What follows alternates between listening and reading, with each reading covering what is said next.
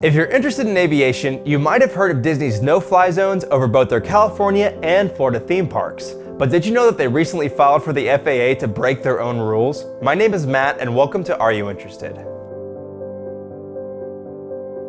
Ever since 9/11, the government has cracked down hard on no-fly zones. No-fly zones are exactly like what they sound.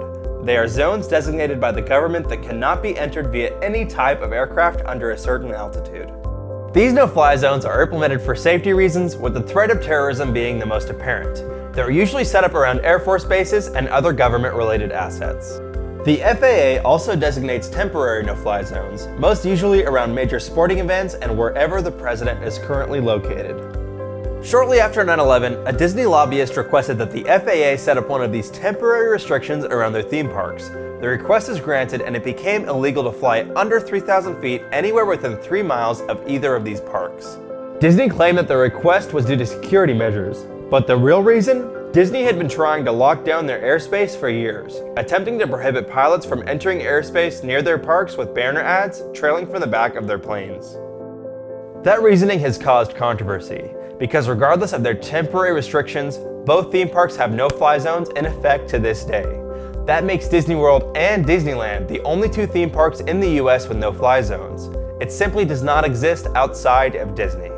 Not only do people view it as unfair that Disney gets the only two no-fly zones of their kind in the US, several activist groups have lobbied for the zones to be opened. One such group, the Christian Family Policy Network, sued the government on the grounds of free speech. They claim that they should be allowed to show Christian messages on banners flown over Disneyland on the unofficial Disneyland Gay Day. Their suit was soon thrown out. Regardless of all the controversy though, Disney soon found themselves on the other side of that argument.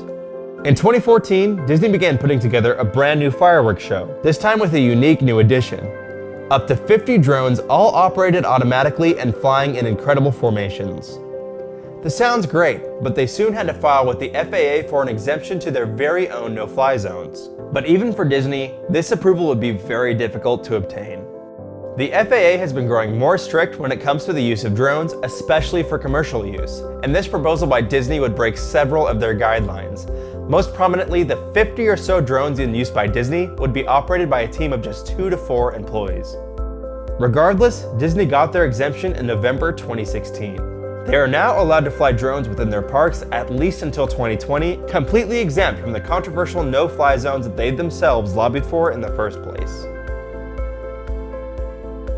So, what do you think? Is it fair for Disney to have the only two private no-fly zones in the US, and should they be allowed to keep them? Let us know in the comments down below, and please be sure to leave a like and subscribe for more episodes of Are You Interested?